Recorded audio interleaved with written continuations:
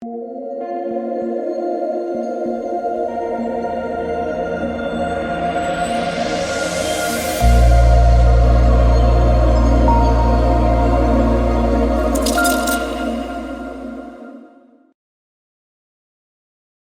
guys. We got a 5-game slate here on Tuesday. If you guys are new to the channel, my name is DK. Again, we'll be talking about the NBA DFS slate. Also make videos for NFL DFS. Going to have a early look at the Week 11 main slate up right after this, as well as Prize Picks. Prize Picks, they're the sponsor of the video. I had a very, very good day yesterday. Went 6 of 7. Today, not looking as good of a day. Keldon injured, or we got popped. I don't know. He came back in the second half. I don't know. Looking like just a forgettable day. There are a couple blowouts as well.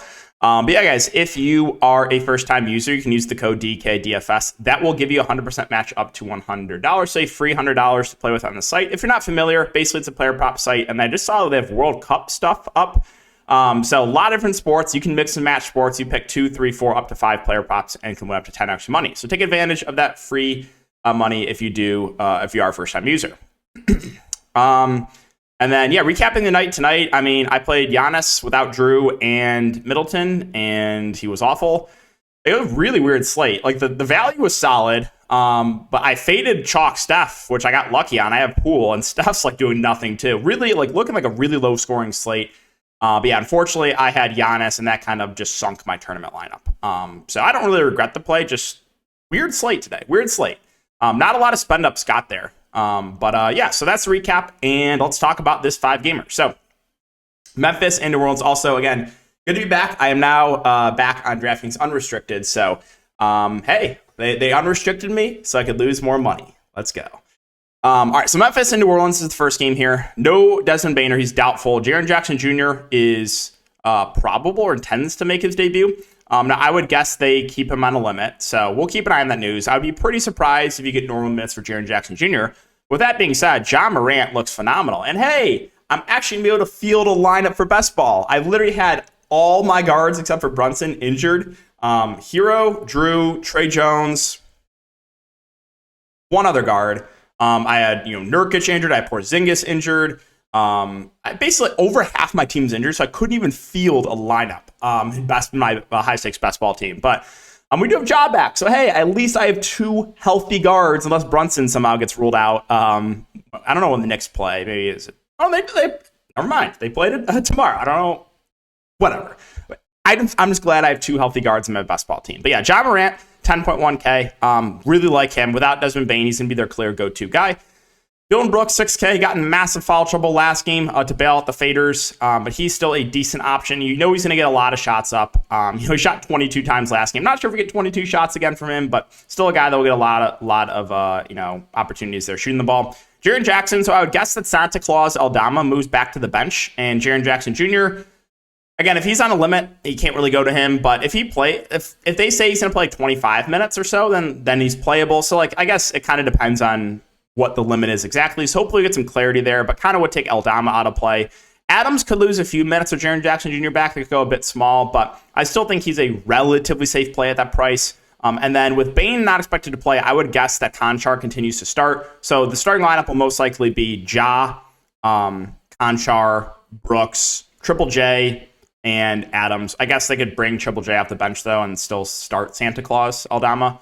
So keep an eye on that one. But yeah, Conchar, 4.9. I mean, he's fine. He should play around 30 minutes.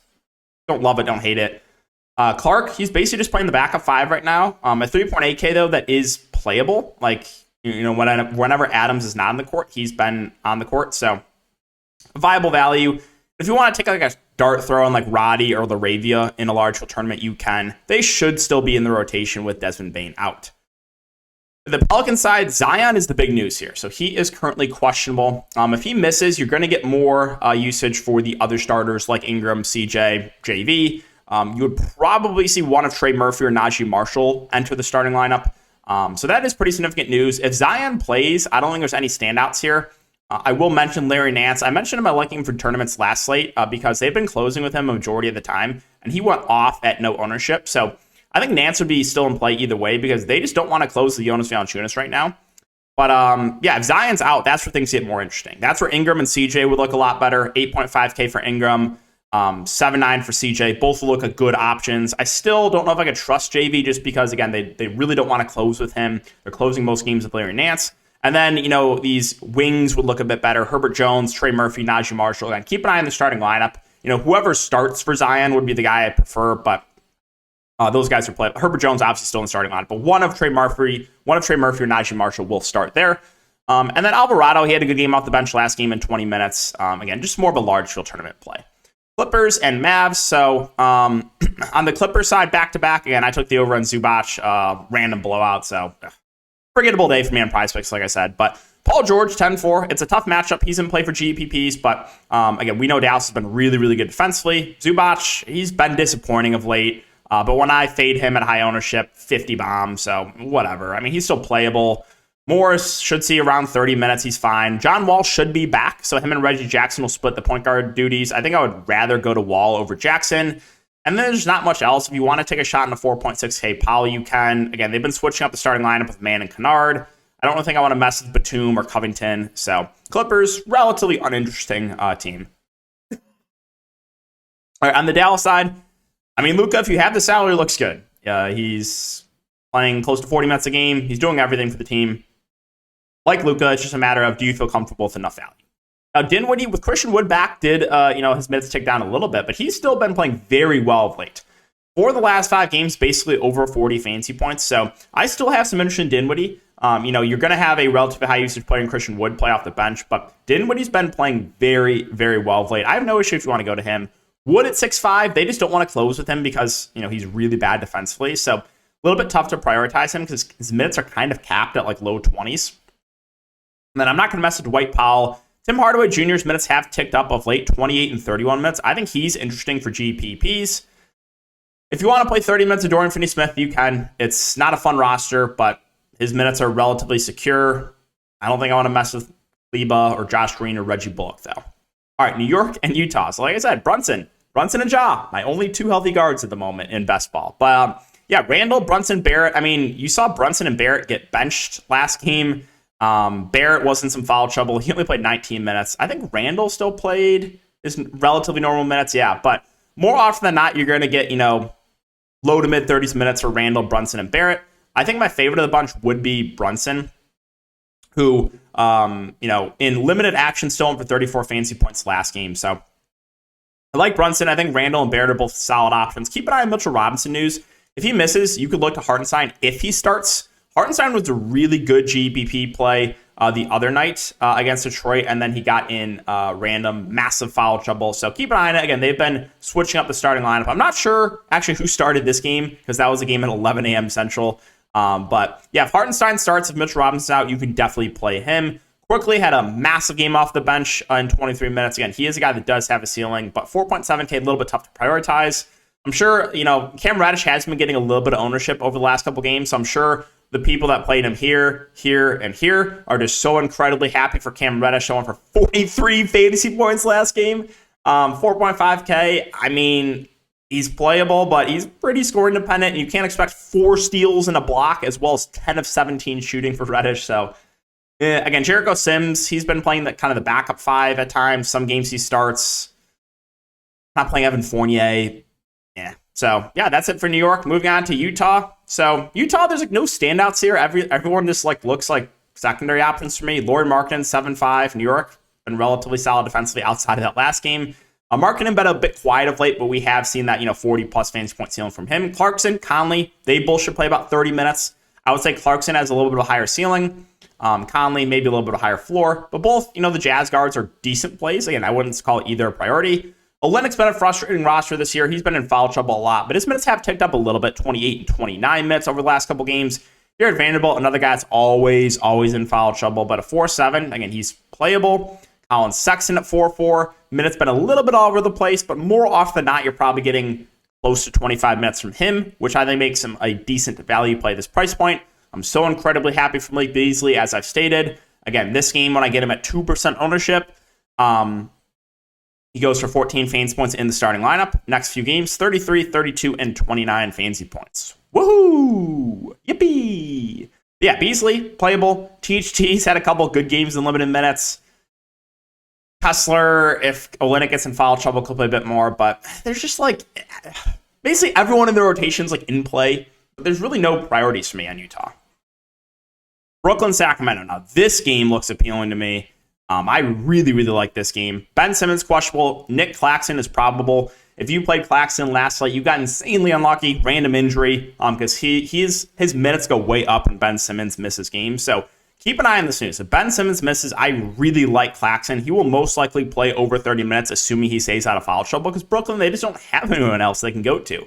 And Kevin Durant, 11-2, I think makes for a good spend up. Sacramento, not been great defensively. I don't think he's a priority, but I like some KD. And Ben Simmons, if he plays, is fine in tournaments. Off the bench, his minutes have been kind of all over the place. He's dealt with a bit of foul trouble. You know you're getting out of Royce O'Neal, most likely 35-plus minutes and probably 25-ish fantasy points. So he's a relatively safe play. Seth Curry is probable, so that just makes the guard rotation a bit riskier. So this group of Cam Thomas, Joe Harris, Edmund Sumner all become a bit riskier. They all look relatively similar with Thomas, with Curry, with Harris, with Sumner. I think my two favorites would be Thomas and Curry. I think the ceiling's the highest on those two. You've seen pretty big games from Curry last couple games. You've seen a couple big games from Cam Thomas recently. So those two would probably be my favorite. But if you want to look to a 4.1K Joe Harris, that probably plays about 30 minutes. That's fine. Edmund Sumner has been starting, but hasn't been playing as much. So not like he's out of play, but I think I would prefer those other guys. And then, if Ben Simmons is out, maybe you see a bit of run for Markieff Morris, who did see 20 minutes off the bench last game. So if there's no Ben Simmons, he could be a viable punt play. On the Sacramento side, I'm very high on the top two guys, Sabonis and Fox. Brooklyn not been good defensively. Sabonis, absolute smash last game. 26 points, 22 rebounds, 8 assists. Now he gets the Nets. I think Sabonis looks good, and I like De'Aaron Fox too. Had a solid game, 46 fantasy points. Again, this is where the offense is running through those two guys. But then these secondary options, I think, look pretty good too. You should get around 30 minutes for Kevin Huerter, who's getting a decent amount of shots up. I think he's a solid play. Keegan Murray's minutes have been a bit up and down. Did play 37 minutes last game though, so he intrigues me at only 4.8K.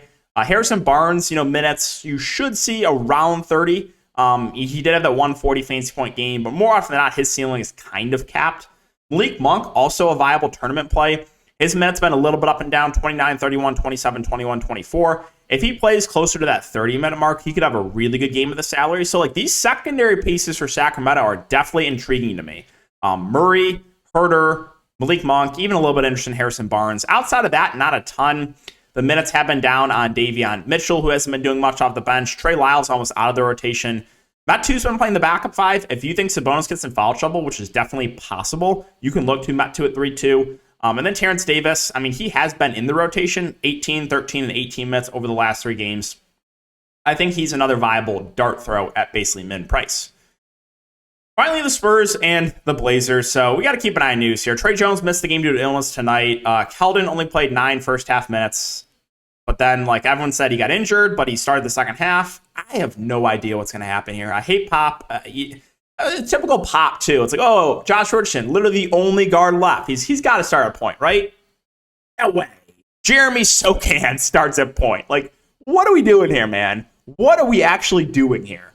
So I have no idea what's going to happen with San Antonio. If Keldon and Trey Jones are both out, then, Devin Vassell probably leads the offense. Pirtle will look good. Josh Richardson should play big minutes. Sochan, McDermott, Bates, Diop. These guys all should find a lot of minutes. So, unfortunately, if Keldon's out too and Trey Jones misses again, this would be a slate where we would have to get a lot of Spurs exposure. And it's not fun. Bassey's been playing well as the backup 5. He's 4.1K. So a little bit tough for me to say exactly where I want to go for the Spurs. Kind of keep an eye on Keldon news, keep an eye on Trey Jones news. So if both Trey Jones and Keldon are in, then, it's mainly going to be the top guys I'm looking to in Keldon and Vassell, Pirtle, and Jones. So, we'll keep an eye on the news, but I can't wait to get popped back-to-back slates.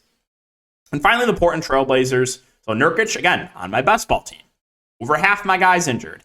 Lillard, 9-9, I think makes for a decent spend-up. I would say more of a tournament play, but still a guy that has the high ceiling on this team when everyone's healthy. Simons, Grant feel a bit pricey with Lillard there. No, I'm not going to chase Jeremy Grant. I'll let the Fish chase back-to-back 50 fantasy point games for him.